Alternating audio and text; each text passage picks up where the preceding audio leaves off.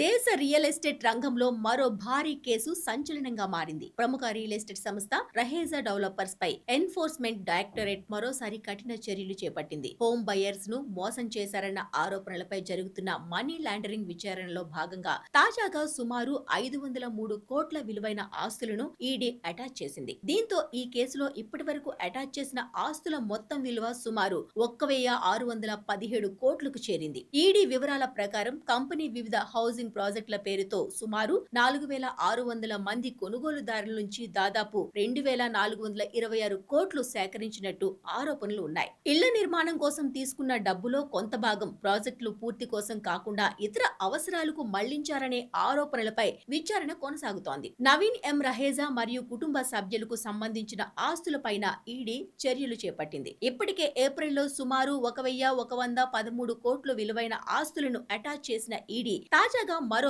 503 కోట్ల ఆస్తులపై చర్యలు తీసుకుంది. అయితే ఈ ఆరోపణలు రహేజా డెవలపర్స్ ఖండించింది. తాము ఎలాంటి తప్పు చేయలేదని, కొనుగోలుదారుల నిధులను దుర్వినియోగం చేయలేదని కంపెనీ చెబుతోంది. రియల్ ఎస్టేట్ లో పెట్టుబడి పెట్టే ముందు కొనుగోలుదారులు ప్రాజెక్ట్ అనుమతులు, RERA registration, developer track record తప్పనిసరిగా పరిశీలించాలని ఈ ఘటన మరోసారి గుర్తు చేస్తోంది.